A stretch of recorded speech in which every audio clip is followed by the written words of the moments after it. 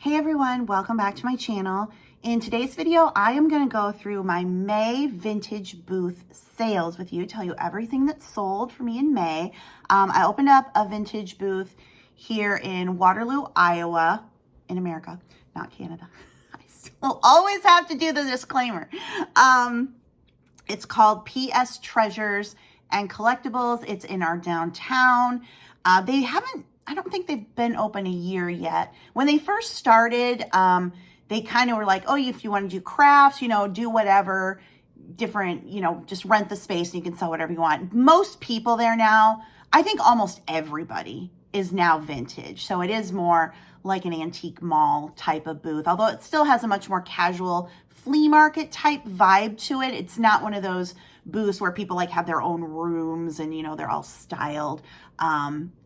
I basically have what would amount to a 3x6x3 space. So 6 across and then smaller sidewalls that are about 3 feet. But considering the shelves on the 6-foot side kind of go down, it's really almost like 6x2x2 in terms of display space. And I did start a second booth here this month, the beginning of June, and it's next to my first booth. So I've got the one booth, and then when I started, I was just putting whatever I had around the house. Like I hadn't sourced in a long time. So I was just putting anything in there to fill it up. And now that I've opened the second booth, I'm going to create a bit more division. The first booth is going to stay for collectibles. So advertising, vintage toys, anything that's, like a license name, vintage collectible goes in the first booth. And then the second booth, now I am putting pieces that are just a little bit more pretty, like the home decor. I'm going to put jewelry. So I kind of think of it as the fun booth, and then the pretty booth is kind of the division. But yeah, this, however, is going to be telling you what I sold in May specifically. Now, according to the portal, which is nice because we can go on and create our own labels with the barcodes on them, and then everything is uploaded. They did this past in May switch from an old system to a new system. So I'm not sure exactly if it's actually showing me everything I sold in May. I don't think it is. It's because it doesn't start till May 9th. And I got this printout. And I know I would have sold things earlier than that. So I think this is a little off. But as far as this total, it's telling me that I sold $117. And the booth space is $75 a month, plus they take 10%. So again, these first few months here, I'm just trying to get my footing. I'm trying to get my displays and all that set up. So I'm not expecting to make a profit here. But that was profitable, except for the fact that they had to take the $75 out for that booth. Plus I then opened the second booth. So I really wasn't profitable in May, but maybe we'll hit June, because now I got to sell 150. Well, more than that, because they take 10%. So let's go through and I will just show you or tell you what has sold, and maybe you guys can get some ideas about things you might want to pick up. First is a Coca-Cola clock that I've had displayed in my basement for quite a long time. I got it at, gosh, where did I get that? I don't even know. I've had it for years and I liked it, but then you're like, I am trying to downsize stuff. So I put it in the booth and it sold for $20. So yay. I had a hardcover copy of Gulliver's Travels that I got in a auction lot of stuff. And I just put $1 on it. I just wanted it to go. I had 2 little figurines. I called them Goose Girl and Lamb Girl. Again, they were just hanging around here. I put them in the booth. I put them for $1 each, and they sold. Again, this is all about just taking stuff that I already had initially and cheap so I can get some stuff going. Then I had a Hawkeye trash can that I got at an estate sale. And I do remember I paid $4 for that. But I put $8 on it, and it sold. I had a little vintage Cupid doll, just a little baby doll. It sold for $4. I had a clear paperweight of a mouse, so no color to it. That sold for $4. I had a red paperweight. Now this one did have some swirl to it that I sold for $5. I had a little, excuse me, I had 2 pieces of crackle glass that were yellow. Each sold for $5, so $10. And I just had them on display in my own house. McDonald's has been a big seller. McDonald's advertising pieces, not the new toys, but anything with like Ronald McDonald on it especially, has been very, very popular. I think I only have one thing left down there that's McDonald's. So I had a thermoserve mug. It was vintage. It sold for $5.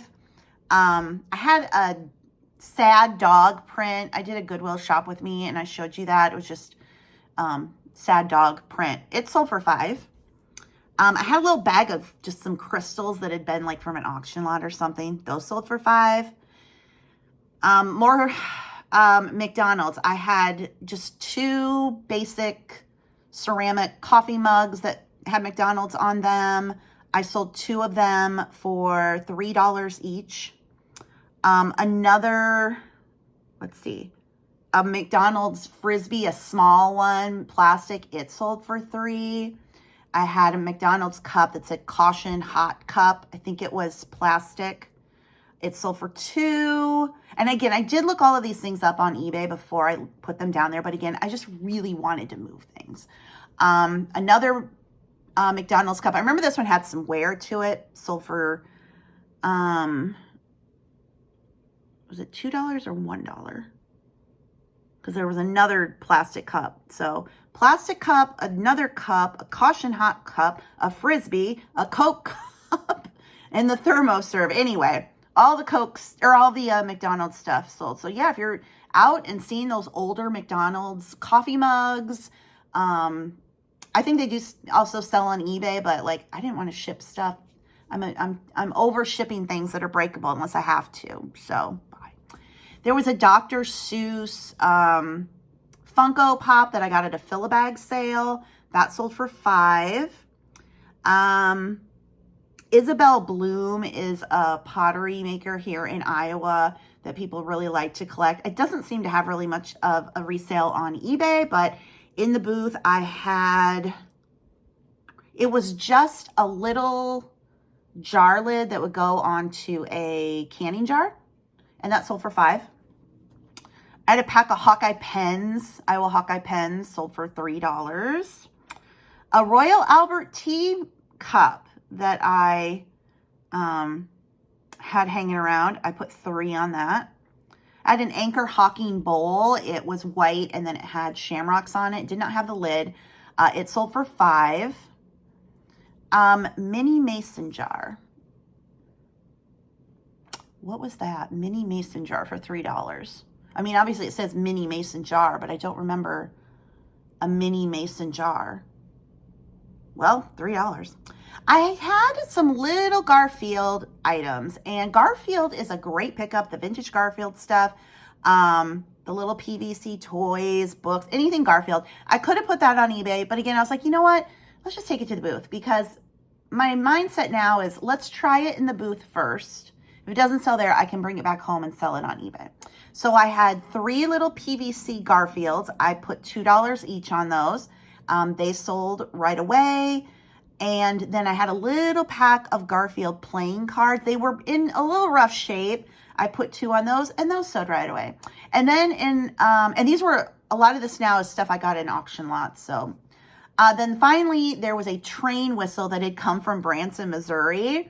And I put 2 on that and it sold. So these low dollar sales here to begin with, again, I just wanted the booth full. I want all price points, but I was definitely getting stuff out of here that I had. So now that I've been there almost 2 months and I kind of see what sells, I've got my footing and my whole thing worked out. Now I am going to hopefully be able to find things that are higher priced that I can make more money on. Of course, that is the goal, is to make money.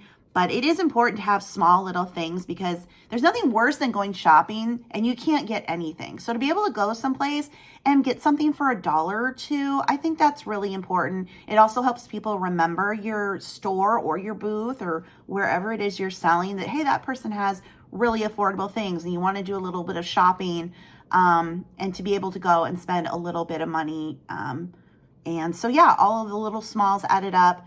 $117 in sales. Now, after their consignment fees and sales tax.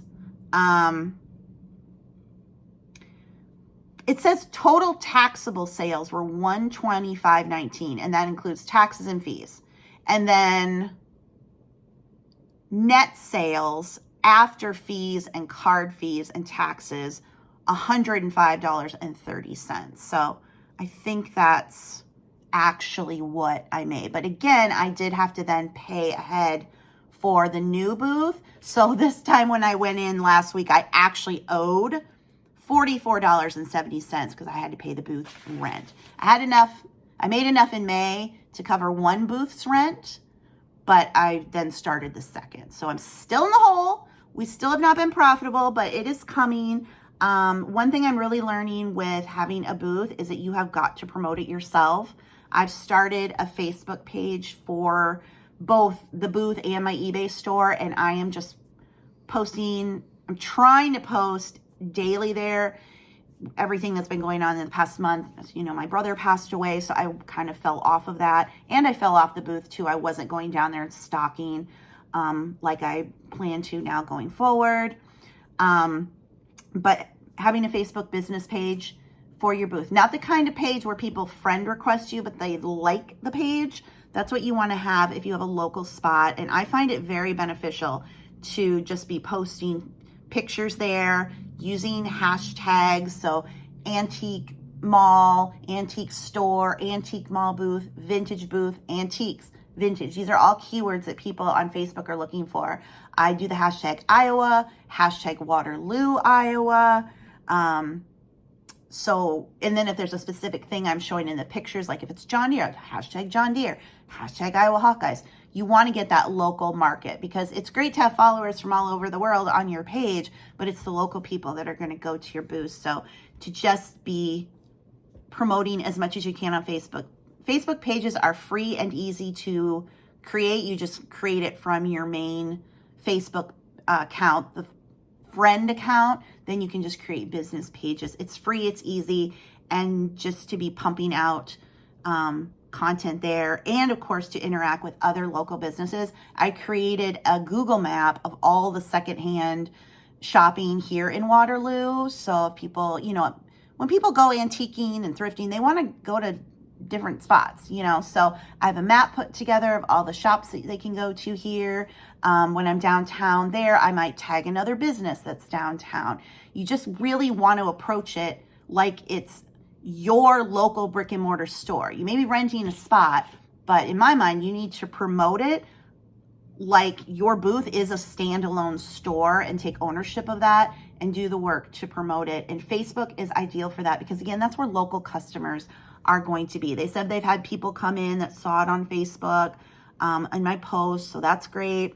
You can also post items directly to Facebook Marketplace and direct people to the booth. Now, the owner of the booth, it's a couple. The husband does that. The husband posts individual pictures of items to Facebook Marketplace and then says, hey, they're down here.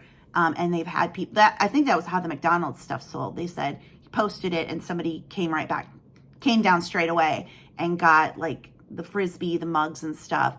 So it moved quick. So Facebook page, Facebook Marketplace. Facebook, in my opinion, again, is where you want to be because it's about local customers. It's not like eBay where wherever, anybody from the world, but you need that local traffic. So that has been working.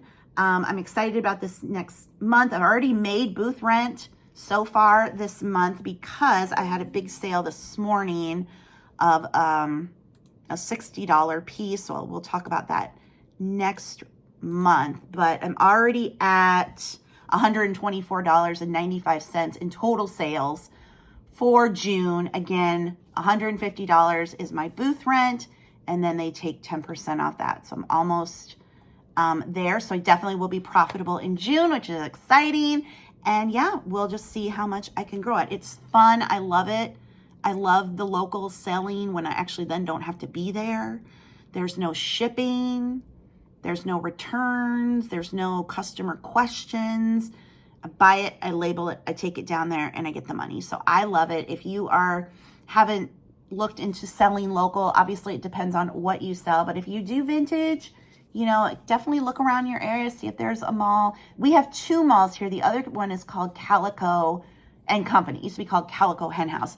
That is what I consider more of your traditional antique store mall because it's very pretty. It's very pretty. And they have more of the standard little room type setups that people get. And I think they have over 65 vendors there. It's so pretty. Everybody styles their booth really nice.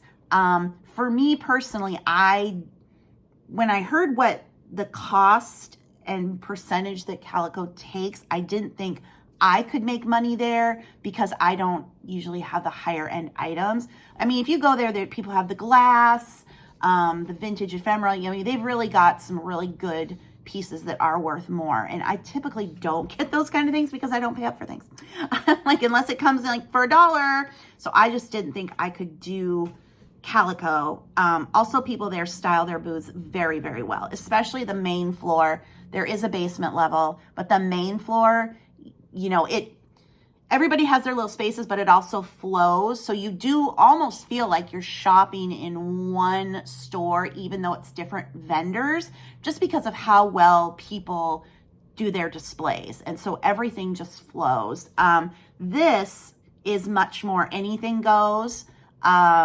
So if I might have some modern pieces, they're fine to put in there. I've got a bunch of Funkos that I'm going to take down there. Obviously, I don't really go with the vintage theme, but I know they'll sell. So for me personally, it's a lot more flexibility to sell here than it would be at the other one. But, look around. You never know what you might have in your area, and you can start small. A lot of places, like this place, they were even advertising that somebody could rent a case or even a small shelf on the wall to get started. So it's so much fun. It's like reinvigorated me in terms of reselling. Totally changed my mindset when I go sourcing though, which is difficult because I still should be looking for eBay, but now I'm like, that would not sell at the booth, so I'm not gonna look at it. So things that I maybe would have picked up before, like dishes and stuff, nope.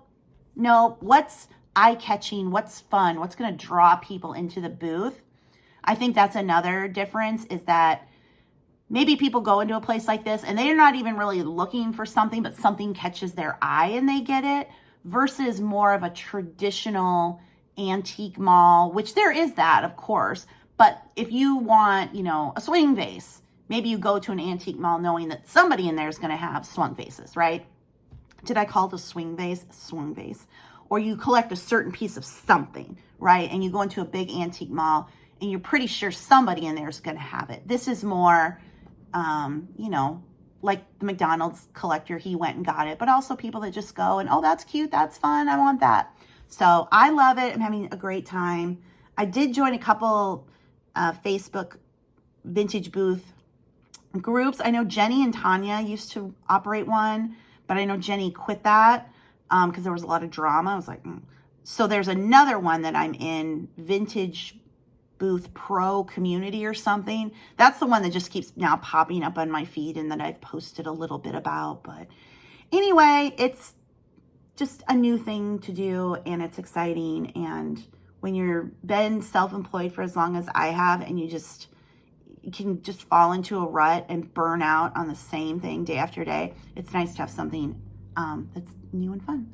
So anyway, on this channel, I will keep showing vintage booth content. I'm going to do a haul here, probably the next video of things I got and pricing videos and stuff like that. So if you're liking the vintage booth content, definitely make sure you're subscribed. And yeah, I will see you guys in the next video.